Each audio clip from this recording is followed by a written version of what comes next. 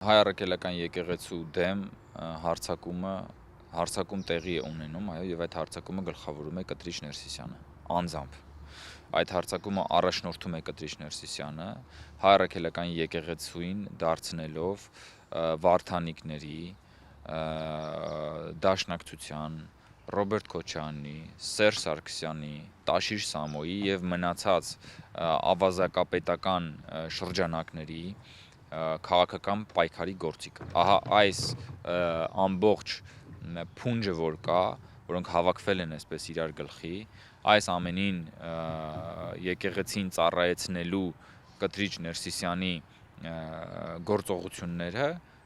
ամենամեծ հարձակումն են Հայ առաքելական եկեղեցու վրա, եւ մենք պիտի Հայ առաքելական եկեղեցին պաշտպանենք Կտրիչ Ներսիսյանից, պիտի Հայ առաքելական եկեղեցին պաշտպանենք Վարդանիկներից, Սերժից,